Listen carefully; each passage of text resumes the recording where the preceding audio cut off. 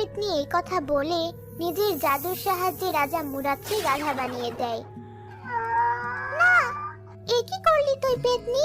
বিনা অপরাধে আমার স্বামীকে কেন গাধা বানালি?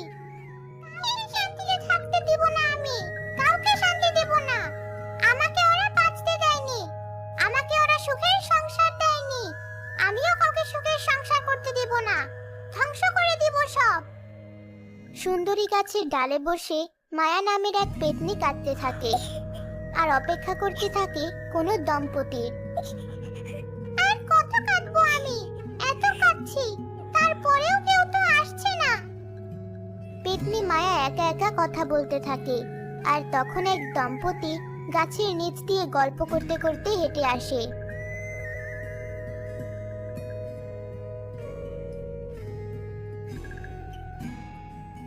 এই জানো, আমার না খুব ভয় করছে, চারপাশটা একেবারে নিস্তব্ধ।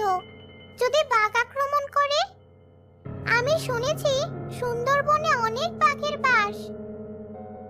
আগেই বলেছিলাম ভেবেচিন্তে নাও যাবে কিনা। তুমি নিজেই তো সুন্দরবনে আসবে বলে আমাকে পাগল করে দিচ্ছিলে, এখন নিজে এসব আজগুবি কথা বলছো। কি করব বলো, সবার মুখে সুন্দরবনের কথা শুনেছি, তাই ভাবলাম ঘুরেই যাই।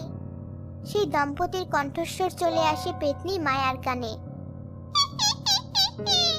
এই তো আমার শিকার আমার কাছে আসছে, এবার আমি এদের সুখের সংসারও শেষ করে দেব, শেষ করে দেব সব। পেতনি মায়া এই কথা বলে গাছ থেকে লাফিয়ে নেমে সেই দম্পতির সামনে দাঁড়ায়।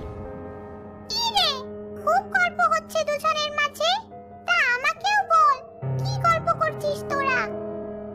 ওরে বাবা রে, বাঁচাও আমাকে, এ তো পেতনি।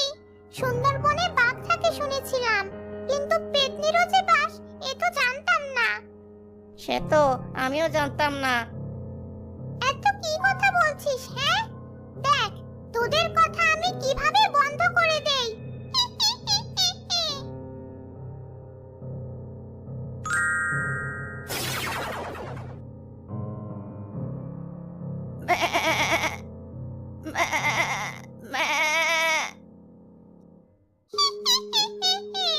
খুব শখ তাই না?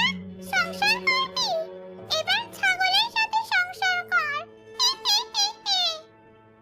এভাবেই প্রতিনিয়ত সুন্দরবনের সুন্দরী গাছের পেতনি মায়া কোনো দম্পতিকে দেখলেই সেই দম্পতির পুরুষকে কোনো এক প্রাণী বানিয়ে দিয়ে পুরুষ মানুষদের উপর প্রতিশোধ নিত।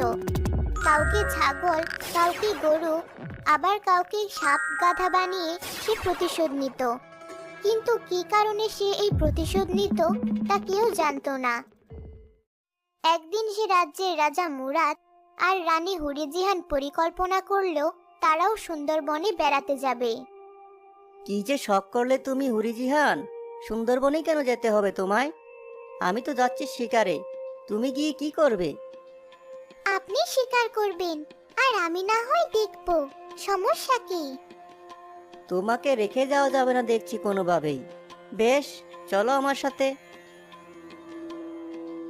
রাজা মুরাদ রানী হুরিজিহানকে সাথে নিয়ে সুন্দরবনে শিকারের উদ্দেশ্যে যায়।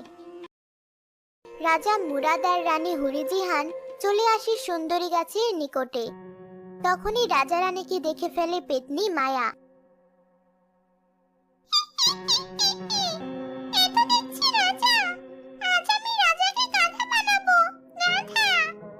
আমি কত কষ্টে ছিলাম, কই রাজা তো আমাকে দেখতে আসেনি। আজ রাজাকে গাধা বানিয়ে রানীকে আমি কষ্ট দেব, অনেক কষ্ট। মায়া পেতনি এই কথা বলে সুন্দরী গাছ থেকে লাফিয়ে রাজা রানীর সামনে এসে দাঁড়ায়। এ কি, কে তুমি? আমাকে দেখে বুঝতে পারছো না বুঝি? আমি পেতনি। পেতনি? দিনের বেলাও পেতনি?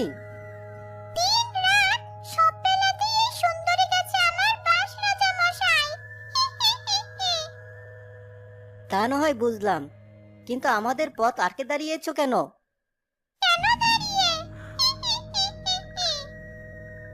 মায়া পেতনি এই কথা বলে নিজের জাদুর সাহায্যে রাজা মুরাদকে গাধা বানিয়ে দেয়। না, এ আমার স্বামীকে কেন গাধা বানালি? আমি সংসার করিনি, কাউকে করতেও দিব না, কাউকে না। মায়া পেতনি এই কথা বলে গাছে উঠে বসে, আর রানী হুরিজিহান গাধারূপী রাজাকে জড়িয়ে ধরে কাঁদতে থাকে। সে গাধারূপী রাজাকে নিয়ে প্রাসাদে ফিরে আসে। রাজবৈদ্যরা গাধারূপী রাজাকে দেখতে আসে। এ কি অবস্থা হলো মহারাজের?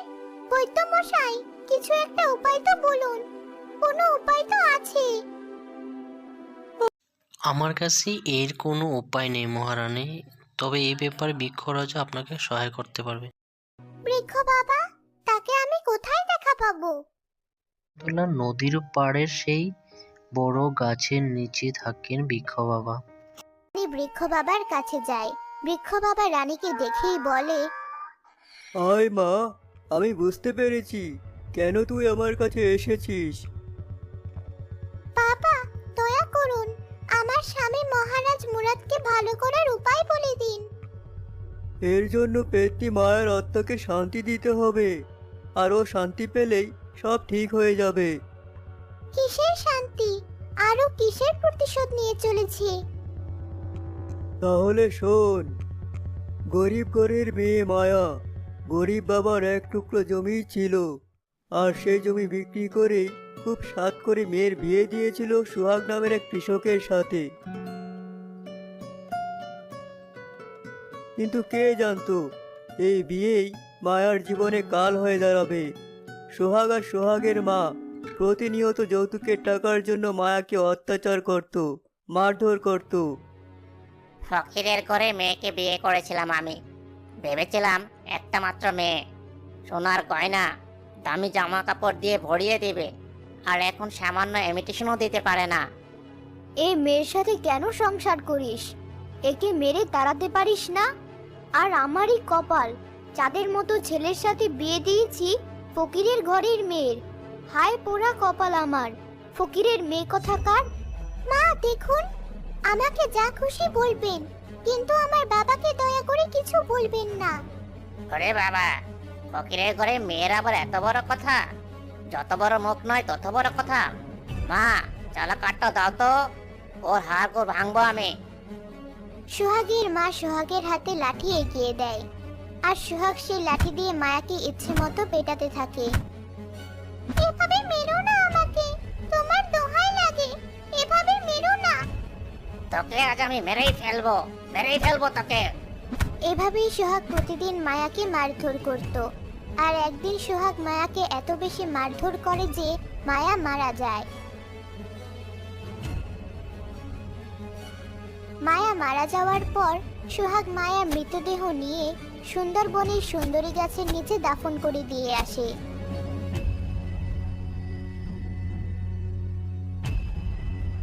এরপর থেকেই মায়ার আত্মা অশান্ত হয়ে পেতনি হয়ে ঘুরছে, আর সব পুরুষ মানুষকে শাস্তি দিচ্ছে। মা, এখন তোকে ওই সোহাগকে ধরে নিয়ে আসতে হবে মায়া পেতনির কাছে। মায়া যদি নিজ হাতে সোহাগকে শাস্তি দিতে পারে, তবেই ওর আত্মা শান্ত হবে, আর সব পুরুষেরাও নিজেদের আসল রূপে ফিরবে। আপনাকে অনেক ধন্যবাদ বাবা, আমি এখনই প্রহরী পাঠিয়ে সোহাগকে ধরে আনার ব্যবস্থা করছি। রানী হুরিজিহান প্রহরীদের পাঠিয়ে সোহাগকে ধরে বেঁধে মায়া পেতনির কাছে সুন্দরী গাছের নিচে নিয়ে আসে। রানীমা, কেন আমাকে এখানে নিয়ে এলেন? আমাকে ছেড়ে দিন রানীমা। কেন এনেছি জানিস না? মনে পড়ে তোর স্ত্রীকে কি পরিমাণ অত্যাচার করে মেরে তুই এখানে দাফন করেছিলি? আজ সেই পাপের শাস্তি তুই পাবি। না না, সব মিথ্যে, আমি কিছু করিনি। মায়া, কোথায় তুমি? দেখো, যে আসল দোষী, যে তোমার সাথে অন্যায় করেছে, তাকে আমি নিয়ে এসেছি। সোহাগকে এত বছর পর চোখের সামনে দেখে পেতনি মায়ার চোখ দিয়ে অঝরে পানি পড়ল, আর সে লাফিয়ে এসে দাঁড়ালো সোহাগের সামনে। স্বামী, মনে আছে আমি বলেছিলাম আর মেরো না আমাকে, আর মেরো না, কিন্তু তুমি আমার কোনো কথাই শোনোনি। মায়া, আমাকে মাফ করে দাও মায়া। মাফ? আমাকে মাফ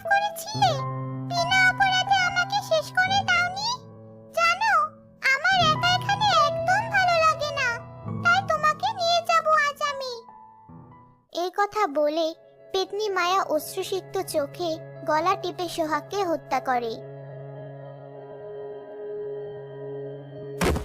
আর হত্যা শেষে সেখান থেকে উধাও হয়ে যায়। সাথে সাথে সকল প্রাণীরূপী মানুষেরাও নিজেদের আসল রূপে ফিরে আসে। সাথে রাজাও নিজের আসল রূপ ফিরে পায়। গল্পটি ভালো লাগলে প্লিজ সাবস্ক্রাইব করে রাখবেন চ্যানেলটাকে। আর নতুন নতুন অনেক ভিডিও আসবে এই চ্যানেলে, তাই সবাইকে সাবস্ক্রাইব করে রাখার জন্য অনুরোধ জানালাম।